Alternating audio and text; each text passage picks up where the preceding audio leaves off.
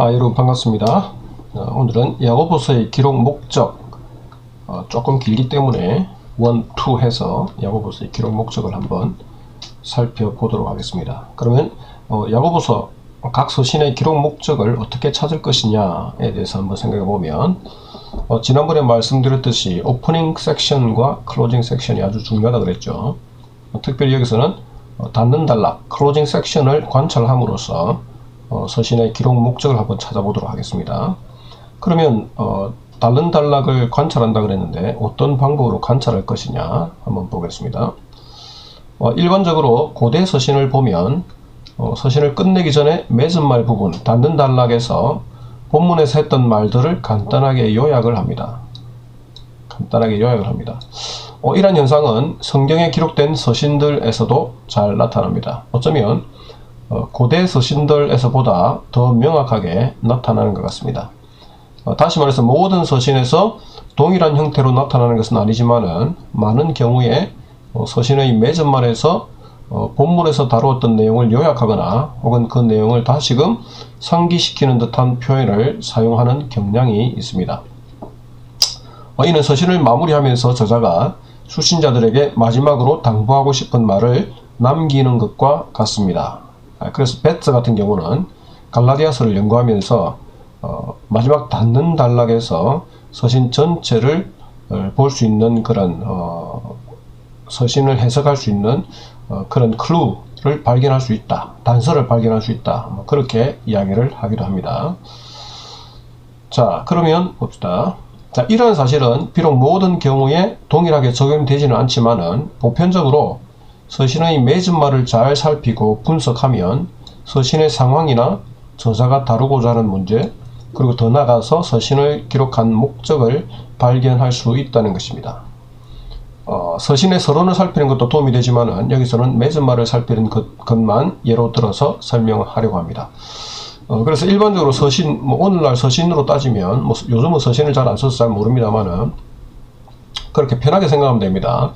서신을 쭉 쓰다가 본문 내용을 쓰다가 제일 마지막에 다시금 앞에서 했던 이야기를 요약적으로 하거나 아니면 어떤 핵심적인 단어를 사용하거나 관련된 단어를 사용해서 이 저자가 뭔가를 더 어필하려고 하는 그런 경향들이 있다는 거죠.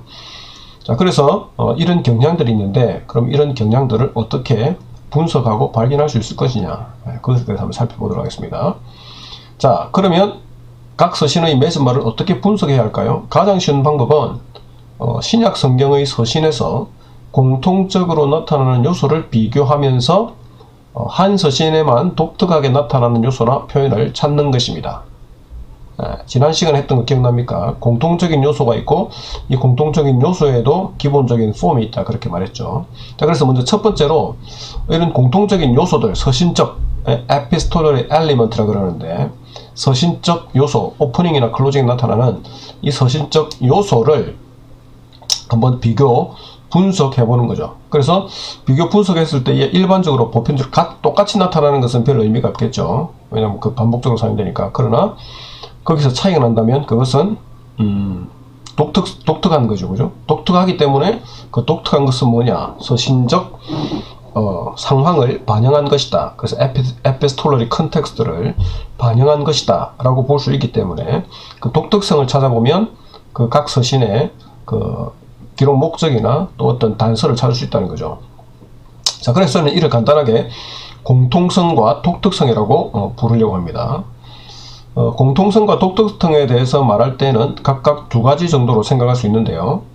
공통성과 관련해서는 맺은 말에서 공통적으로 나타나는 서신적 요소, epistolary elements, 요소와 각 서신적 요소를 구성하는 가장 기본적이면서 보편적인 형식과 관련이 있습니다. 그래서 요소들이 있고 서신적 요소들이 이렇게 세 개가 있으면, 예를 들어서 보편적으로 한 4개가 있다고 그랬죠? 4개 있으면 이 요소들을 구성하는 기본 폼이 각각 있는 거죠. 그래서 이 4개의 요소는 일반적으로 바울 서신이든 어떤 서신에 나타나기 때문에 이것이 이제 보편성이고 공통성이고, 그리고 각 서신을 쓰는 어떤 기본 형식, 기본 형식 기본 형식이 있는데 이 기본 형식도 뭡니까? 공통성이죠. 다 기본 형식은 다 똑같으니까 그 기본 형식에서 발전하거나 더 더하거나 빼거나 하기 때문에 자, 이런 것들이 이제 공통성이라고 볼 수 있습니다. 자, 독특성과 관련해서는 그럼 독특성이 뭐냐? 독특성과 관련해서는 맺은말에서 공통적으로 나타나지 않고 어떤 서신에만 나타나는 독특한 요소와 각 서신적 요소를 구성하는 기본적이면서 보편적인 형식을 벗어나는 형식과 관련이 있습니다. 아래 좀 설명하겠지만 다시 말하면 방금 이제 공통성 할 때 제가 잠시 언급했습니다만은 공통적인 요소, 예를 들어서 서신적 요소가 4개 있다 그러죠, 그죠? 근데 이 4개 중에서 어떤 것은 빠질 수가 있죠, 그죠? 빠진다면 그 서신에서는 보통 4개 나타나는데 그 서신에서만 뭔가 보편적으로 나타나는 게 빠졌다. 그게 독특성이죠, 그죠? 그리고 보편적으로 잘 나타나지 않는 어떤 또 다른 서신적 요소가 들어갔다. 그럼 이것도 독특성이죠. 그러면 왜 빠졌는지 그리고 왜 들어갔는지 그걸 살펴본다는 거죠. 그 다음에 아까 말했듯이 각 서신의 요소들을 구성하는 기본 폼이 있는데 이 기본 폼에서 이 기본 폼보다 더 늘어나거나 아니면 독특한 표현이 사용되거나 더 줄어들거나 하면 그것 자체가 독특한 거죠. 왜냐하면 기본 폼에서 벗어났기 때문에. 그래서 대부분 서신에서는 이제 기본 폼보다 좀 늘어나거나 이런 게 다 나타나기 때문에 그러면 그 독특성을 찾으려면 이게 왜 이렇게 늘어났을까? 아니면 이런 표현을 썼을까? 그리고 그 표현들, 각 서신들을 볼 때도 동일한 표현들을 다 쓰면 좋겠지만은 어떤 곳에서는 완전히 전혀 성경에서 나타나지 않는 그 하팍슬레고 매너라 그러죠, 그죠? 한번 독특하게 유일하게 나타나는 그런 표현들이 사용될 경우도 있거든요. 야고보서 같은 경우는 수신자들을 부를 때에 오프닝이지만은 오프닝에서 수신자들을 부를 때에 흩어져 있는 12지파, 수신자들을 12지파라고 부르는 경우는 한 번도 없거든요. 야고보서에서 그렇게 부르는데 그렇다면 그 독특성이기 때문에 그거는 중요할 수 있다. 그래서 그걸 분석하면서 이유를 찾아내는 거죠. 자, 그러면 이제 본격적으로 서신의 맺은말에 나타나는 서신적 요소와 형식에 대해서 한번 살펴보도록 하겠습니다. 자, 서신적 요소. 신약 성경 서신서의 맺은말은 몇 가지 요소로 구성되어 있습니다. 그 요소들 중에서 바울 서신을 기준으로 했을 때에 가장 일반적이면서도 자주 나타나는 요소는 은혜 기원, grace benediction, 평안 기원 또는 평강 기원이라고 그러죠. peace benediction, 마무리 인사, closing greeting, 그리고 결론적 권면, concluding exhortation, 이 4개가 있습니다. 이 외에도 그 빈도수가 적지만은 가끔씩 나타나는 요소는 독설러지, 성령이죠. 기쁨의 표현, joy expression, 기도 요청, request for prayer, 그리고 추신, postscript라고 그러죠. 추신 등이 있습니다. 자, 여기서 제가 이제 바울 서신을 기준으로 한다 그랬는데 바울 서신을 기준으로 하는 이유는 사실 공동 서신에서는 이런 요소들이 명확하게 잘 나타나지는 않습니다. 그게 기록된 시기가 달라서 그런지 몰라도 일반적으로 바울이 사용하는 이런 요소들이 많이 나타나지 않고 나타나긴 나타나지만은 명확하게 나타나는 것도 있고 안 나타나는 것도 있고 그래서 안 나타나는 게 더 많습니다. 그래서 일단 서신적 요소를 분석할 때는 바울 서신을 기준으로 해서 먼저 그 틀을 잡아놓고 그 다음에 나중에 야고보서를 보도록 그렇게 하겠습니다. 자, 어쨌든 간에 기본적인 요소 이런 게 있죠. 예, 4개 나타나고 그 다음에 빈도수는 작지만은 다르게 나타나는 게 또 이런 표현들이 있다. 예, 이게 서신적 요소입니다.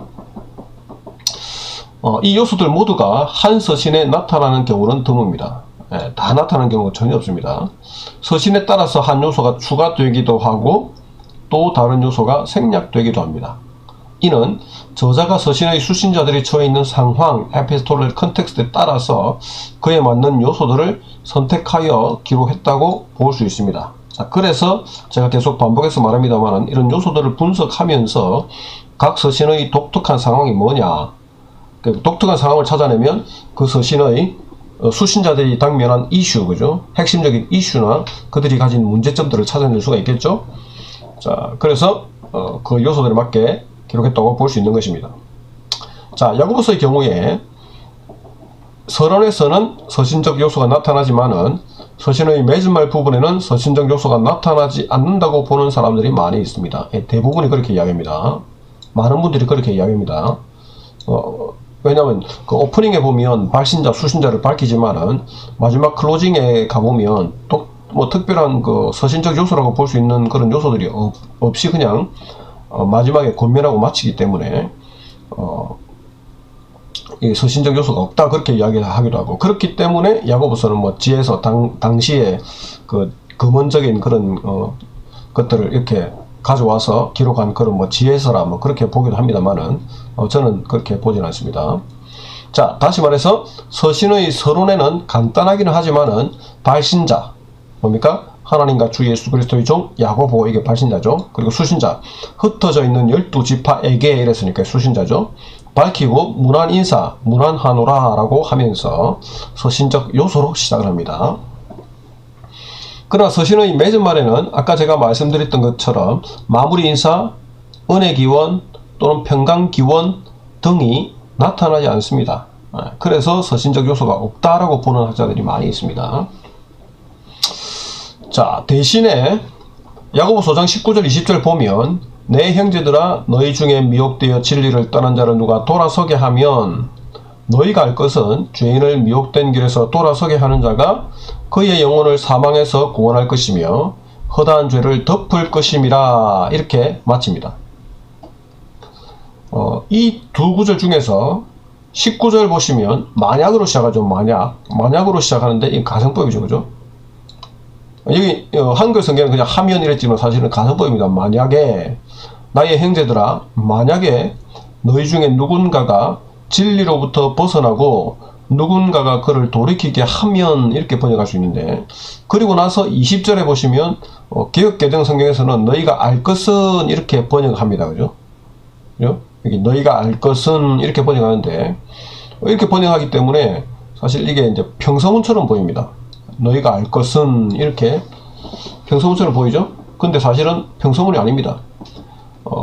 원문을 보면 누구든지 죄인을 미혹된 길에서 돌아서게 하는 자가 그의 영혼을 사망에서 구원할 것이며 허다한 죄를 덮을 것임을 알게 하라라고 하는 3인칭 명령형이죠, 그죠? 그러니까 사역 동사처럼 사실 번역을 해야 되는데, 알게 하라, 이렇게 명령문으로 되어 있습니다. 자, 그렇다면 이 명령문, 제가 이거를 지적하는 이유는 이 명령문이라는 것에 무슨 의미가 있겠죠? 네, 저는 그렇게 봅니다. 자, 더 설명해 보시면, 자, 서신적 요소를 고려해 볼 때에 일반적으로 명령 형태의 문장을 포함하는 것은 결론적 권면입니다. 아까 말했듯이 concluding exhortation 인데 이게 결론적 권면입니다. 다시 말해서 서신을 마무리하면서 마지막으로 수신자들이 행하면 좋을 것 같은 그 일을 명령형 동사를 사용하여 권면하는 것이죠. 알아라, 이렇게 말하는 거죠. 알아라. 그래서 만약에 이것이 사실이면 야고보서의 맺은 말은 다른 모든 요소를 생략하고 결론적 권면만 포함하는 것이 된다는 것입니다. 그래서 일반적으로 이제 이거를 어떤 결론적 권면이나 서신적 요소로 안 보는데, 저는 이 결론적 권면의 좀 형식이 있거든요. 주로 명령형으로 되어 있습니다. 명령형으로 되어 있고, 뭐 결론적으로 뭐 그런 말도 있고 몇 가지가 있는데, 그런 요소들을 따져 봤을 때에 5장 19절에서 20절까지, 특별히 20절은 명령형으로 끝나기 때문에 굳이 서신적 요소로 따지자면 제가 볼 때는 결론적 권면이라고 할 수 있다는 거죠. 자, 이러한 사실이 아무런 의미가 없을 수도 있겠지만은 어쩌면 서신의 상황을 반영할 수 있습니다. 즉, 이는 야고보서는 서신 전체의 명령형 형태의 동사가 54회 사용된 것과 관련이 있을 것입니다. 사실 야고보서 자체가 명령형이 많습니다. 그래서 거기에 맞추려고 이렇게 했을 수도 있지만은, 그러나 이렇게 맞추면서 또 마지막으로 이렇게 탁 권면하고 마치니까 이것은 이제 결론적 권면이라고 할 수 있는 거죠. 자, 이전에 명령문을 많이 사용했기 때문에 서신을 명령형으로 맺었을 것이라는 단순히 일관성을 유지하는 문제 이상일 수 있다는 거죠. 그런 일관성 유지도 맞을 수도 있지만 그러나 그 이상일 수 있다. 왜냐하면 서신의 본문에서 아무리 많은 명령형을 사용했다고 하더라도 서신을 마무리하면서는 끝인사와 축복문 등을 포함할 수 있기 때문입니다. 그게 독특한 거죠, 그죠? 예.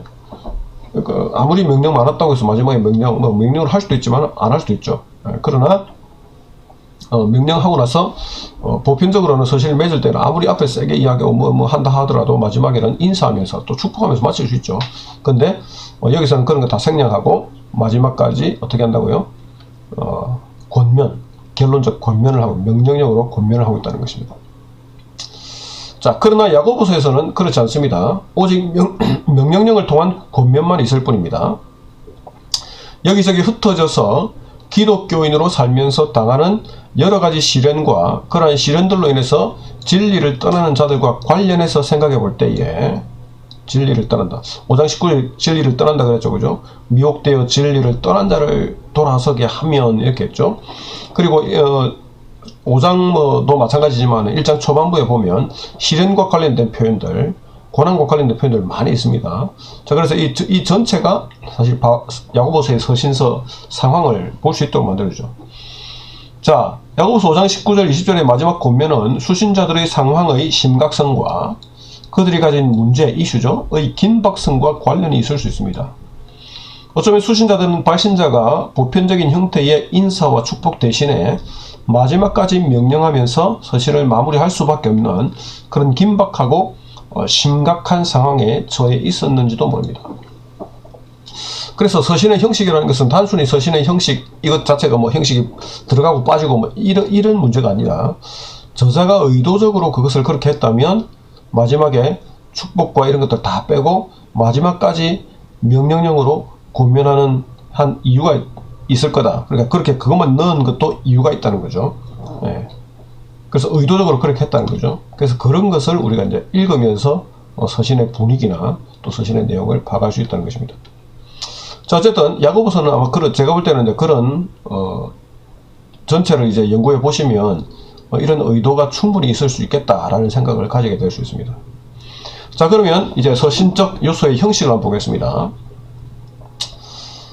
앞에서는 이제 서신적 요소에 대했고 이제 각 서신적 요소의 형식에 대해서 한번 보겠습니다.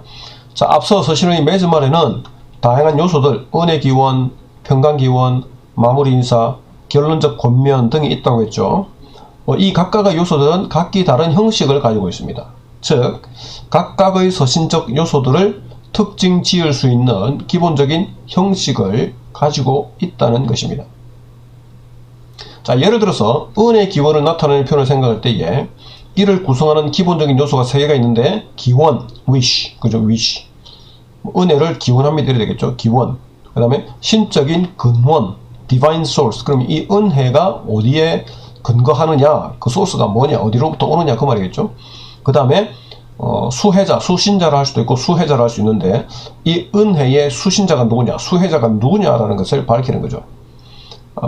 첫째 요소인 기원은 말 그대로 무엇을 기원하느냐를 밝히는 것으로서 은혜라는 표현이 사용됩니다. 둘째 요소인 신적 근원은 그 은혜의 근원을 밝히는 것이죠. 즉 그 은혜가 누구에게로부터 나오는 것인지를 밝히는 것으로서 속격 형태인 주 예수의라는 표현이 사용됩니다. 아시겠죠? 그죠? 기원, wish, 그죠? 근원, 네? 예수 이렇게 됩니다. 나중에 또 보겠습니다. 자, 첫 번째 요소인 기원과 함께 주 예수의 은혜라는 표현이 사용된다는 거죠. 은혜가 그죠? 위시고 그 다음에 주 예수의 이래 되죠. 주 예수의 은혜가. 그 다음에 세 번째는 수신자죠. 수혜자죠. 은혜 기원의 대상이 누구인지 밝히는 것으로서 기본적으로 너희와 함께라는 표현이 사용된다. 따라서 은혜 기원의 가장 기본적인 표현은 주 예수의 은혜가 너희와 함께, 이게 기본적인 표현이란 말이에요. 이제 무슨 말인지 아시겠죠? 그죠? 그런데 각 서신을 볼 때에 이런 기본적인 표현만 사용되느냐? 이런 표현만 사용되지 않는다는 거죠. 주 예수의 은혜가 너희와 함께가 기본인데 여기가 뭐가 들어가고 주 예수 그리스도의 뭐 여기다 수식어를 붙일 수도 있고 그 수혜자들에게 수식어를 붙일 수 있고 뭐 여러 가지 표현들을 사용한다 그죠. 그거는 이제 서신 볼 때에 다루면 되겠습니다.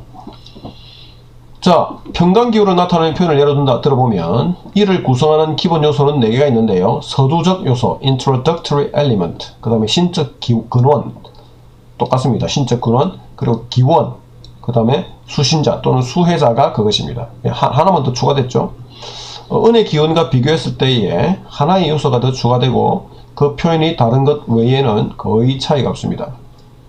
첫 번째 요소인 서두적 요소는 평강기원, 평안기원의 시작을 알리는 표현으로서 그러나 또는 그리고가 쓰입니다. 개역 개정 성경에서는 원어에 나타나는 이런 접속사들이 번역되지 않는데 원어를 보시면 그러나, 대, 그리고 카이 이 두 개가 다르게 나타나는 것을 볼 수 있습니다. 일반적으로 서신의 맺음말을 평강기원으로 시작할 때에는 접속사 그러나를 사용해서 서신의 본문이 끝나고 맺음말이 시작되는 것을 나타냅니다. 이 의미는 보통 이제 그러나라는 이 헬라어 대라는 것이 어떤 그 역접 접속사의 기능도 있지만은 어떨 때는 화제 전환을 위해서 그냥 의미 없이 쓰이기도 하거든요. 그런 의미라고 볼 수 있겠습니다. 그리고 평강기원이 맺음말의 중간에 위치해서 앞의 내용과 연결될 때에는 그러나가 아니라 그리고 이렇게 시작합니다. 그래서 그러나가 시작될 때에는 맺음말이 뭘로 시작합니까? 평강기원으로 시작되고 맺음말이 그러니까 클로징 섹션이 평강기원으로 시작되지 않을 때는 보편적으로 카이, 그리고 이렇게 시작됩니다. 자, 그다음 둘째 요소는 신적 근원은 평강의 근원이 누구에게 있는지를 밝히는 것으로서 은혜 기원에서 속격이 쓰인 것과는 다르게 주격이 사용되고 그 주체도 주 예수가 아니라 하나님입니다. 그죠? 뭐 그러면 주체가 된다는 말은 하나님께서 이래 되겠죠. 하나님께서, 하나님이 하나님이 이래 되겠죠. 자, 그 다음에 그 근원 보면서 그 다음에 또 다시 말씀드리겠습니다. 자, 셋째 요소인 기원은 은혜 기원의 것과 같이 무엇을 기원하느냐를 밝히는 것으로서 평강 또는 평안이라는 표현의 속격 형태, 평강의, 평안의가 사용됩니다. 그래서 이것을 두 번째 요소와 함께 생각해 보면 평강의 주께서 또는 평안의 주께서 이래 되는 거죠. 아까 그 은혜 기원하고 조금 다르죠, 그죠? 은혜는 주 예수의 은혜, 그죠? 됐죠? 아까 다시 보시면 은혜 기원은 주 예수의 은혜, 그러니까 속격이죠. 주 예수의 은혜가 이래 되고, 그 다음에 평강 기원은 평강의 주께서 이렇게 되면 평강의 주께서 되겠죠? 그게 차이입니다. 자 됐죠? 여기서 보시면 평강의 주께서 이렇게 됩니다. 그 다음 네 번째 요소는 수신자 또는 수혜자는 평강기원의 대상을 밝히는 것으로서 기본적으로 너희와 함께라는 표현이 사용됩니다. 따라서 평강기원의 가장 기본적인 표현은 평강의 하나님께서 너희와 함께 이런 식으로 이런 식으로 표현이 된다는 겁니다. 근데 이렇게 나타나는 경우가 많이 없죠. 그래서 이것도 마찬가지로 평강의 하나님을 더 수식하는 표현들이 나타나거나 수신자들을 또 더 확장시키거나 또 이들을 수식하는 표현들이 나타나게 된다는 거죠. 그 나타나는 그 표현들은 서신적 상황에 따라 달라질 수 있다. 자, 그 다음에 마무리 인사를 구성하는 기본 요소에는 세 가지가 있는데 마무리 인사를 위한 동사 greeting verb, 그 다음에 인사하는 사람 greeter, 그 다음에 인사 받는 사람 recipient 되겠죠. 그래서 첫째 요소인 마무리 인사를 위한 동사는 무난하다에 해당하는 동사가 사용된 것입니다. 무난하다라는 동사가 사용되고요. 성경에는 무엇에게 무난하노니 또는 무난하라 등으로 표현되고 있습니다. 그 다음에 둘째 요소는 인사하는 사람은 문안을 건네는 자로서 가장 보편적인 것은 서신을 기록한 자가 문안 인사를 건네는 사람이 됩니다. 되겠습니까? 그러니까 서신의 저자가 문안 인사를 하는 사람이 된다는 말입니다. 셋째 요소인 인사 받는 사람은 일반적으로 2인칭 대명사, 단수, 너 혹은 너희 이렇게 쓰입니다. 문안을 받는 대상의 이름이 직접 거명되기도 합니다. 따라서 마무리 인사의 기본 형태는 고린도전서 16장 21절을 예로 들어보면 나 바울은 그죠?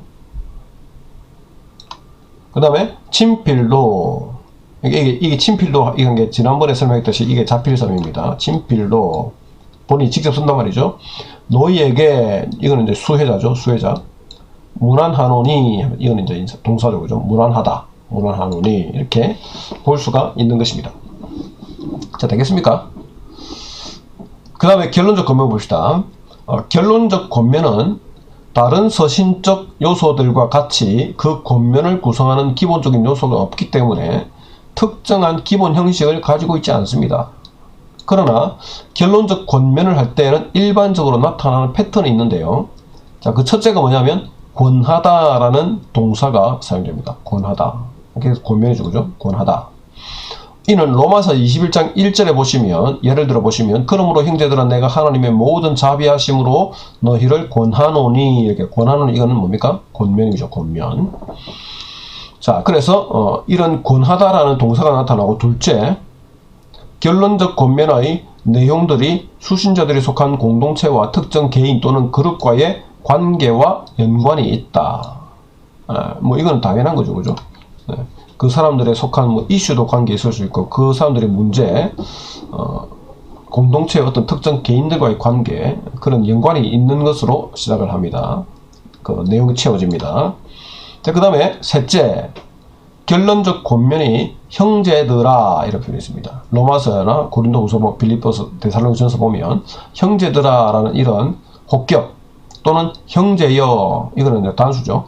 형제들아 복수, 단수와 같은 혹격으로 시작하는 경우도 있고, 또는 이제 마지막으로, 한글로는 이제 결론적으로, 한글로는 마지막으로, 뭐 끝으로, 뭐 이런 표현을 많이 쓰는데, 실제로 결론적으로 이런 표현, to 로이프라는 표현이 쓰이기도 합니다. 자, 그래서 고린도후서 13장, 갈라디아서 6장 17절, 빌립보서 4장 8절, 이런 것들은 그렇게 시작합니다. 그리고 네 번째, 무엇보다도 결론적 권면은 동사들이 주로 명령형으로 된 것이 특징이다. 그래서 아까 말씀드렸듯이 이제 마지막 권면하니까 그죠? 명령형으로 될 수밖에 없겠죠?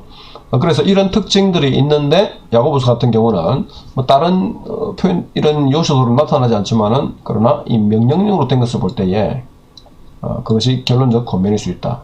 그리고 말씀드렸지만은 여기서 나타났던 이 첫 번째, 두 번째, 세 번째, 네 번째 이 모든 요소들이 한꺼번에 다 나타나지는 않습니다.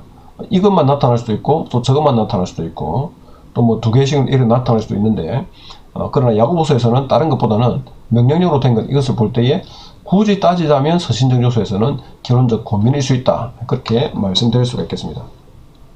자, 이상에서 살펴본 바와 같이 서신의 맺음말을 구성하는 서신적 요소들은 각각의 요소들을 특징 짓는 기본적인 형식이 있습니다. 그런데 신약 성경에 포함된 서신서들의 맺음말을 살펴볼 때에 발견할 수 있는 사실은 항상 그러한 기본 형식이 사용되지는 않는다는 것입니다. 아마 대부분 그럴 겁니다. 즉, 기본으로 사용되는 형식에 또 다른 표현들이 더 첨가되어서 확장되거나 변형되거나 줄어들거나 이렇게 축약되거나 그렇게 나타난다는 것입니다. 자, 예를 들면 고린도전서 16장 23절에서 보면 은혜의 기원은 주 예수 그리스도의 은혜가 너희와 함께 하고 인데 반해서, 이건 좀 단순하죠, 그죠? 고린도후서 13장 13절에서의 은혜의 기원을 보시면 주 예수 그리스도의 은혜와 하나님의 사랑과 성령의 교통하심이, 그죠? 그리스도의 은혜와 하나님의 사랑과 성령의 교통하심이 너희 무리와 함께 있을지어다, 이렇게 되어 있습니다. 그래서 사실은 그 은혜 기원을 우리가 볼 때 은혜 기원이 아까 말했듯이 기본적인 것이 주 예수 그리스도의 은혜가 너희와 함께, 이게 기본인데, 사실 우리가 이 표현은 축도할 때 목사님들 축도할 때 많이 쓰는 표현이죠. 네, 그죠? 그래서 고린도 후서가 독특한 표현인 거죠. 그러면 만약에 고린도 후서를 분석한다면 왜 저자는 은혜 기원을 할 때에 이렇게 긴 표현을 썼을까? 그냥 사실 주 예수 그리스도의 은혜가 이렇게 해도 전혀 상관없는데 왜 이렇게 길게 썼을까? 라고 의문을 가지면서 이제 파고들면 분명히 뭔가 나올 겁니다. 자, 그 다음에 갈라디아서 6장 18절을 보면 은혜 기원을 보면 이렇게 이야기하죠. 형제들아, 우리 주 예수 그리스도의 은혜가 너희 심령에 있을지어다, 이렇게 표현합니다. 같은 은혜 기원이라는 서신적 요소라고 하더라도 그 표현이 다르고 어떤 것은 짧고 어떤 것은 깁니다. 그래서 여기서 뭡니까? 형제들아, 우리 주 예수 그리스도의 은혜가 너희 심령에 있을지어다. 여기서는 독특한 것은 너희에게 가지고 너희 심령에 있다는 거죠. 그러면 갈라디아서에서는 왜 심령이라는 표현을 썼을까? 그냥 이것도 그냥 넘어가면 안 됩니다. 분명히 이걸 깊이 있게 살펴보셔야 됩니다. 분명히 이유가 있다고 저는 생각합니다. 자, 이처럼 서신적 요소들이 변하는 이유는 무엇일까요? 그 이유는 다음 단락에서 다루고자 하는데, 이번 끝나죠, 그죠? 자, 이번 강의에서는 기본적으로 이런 기본적인 요소들이 있고, 각 기본적인 요소들에는 기본적인 형식, 폼이 있다. 그것만 아시고 이것들을 분석하는 것이 정말로 중요하고, 이것들을 분석하는 데 시간을 보낸 사람과 분석하는 데 시간을 보내지 않은 사람과 분명한 차이가 있을 거다. 저는 그렇게 보고요. 그리고 우리가 평소에 그렇게 많이 말하지 않습니까? 하나님께서 영감으로 1.1획도, 그죠? 그런 표현을 많이 쓰는데, 사실 우리가 성경을 연구할 때는 사실 그렇게 디테일하게 보는 경우가 많이 없죠. 그러나 디테일하게 하나하나 단어 하나하나를 잘 살펴야 우리가 더 깊이 있는 성경 연구를 할 수 있고, 더 깊이 있는 또 설교를 할 수 있고, 또 그 저자가 말했던 그 더 깊이 있는 그 내용에까지 이룰 수 있다고 저는 확신하기 때문에 아주 중요하고요. 이게 왜 중요한지는 제가 이제 계속 강의를 하면서 저는 이미 느꼈고요. 여러분들은 강의를 들으시면서 또 스스로 해보시면서 그 깊이를 한번 느껴보시기 바랍니다. 자, 오늘은 여기까지 강의하고 또 다음 시간에 뵙겠습니다. 감사합니다.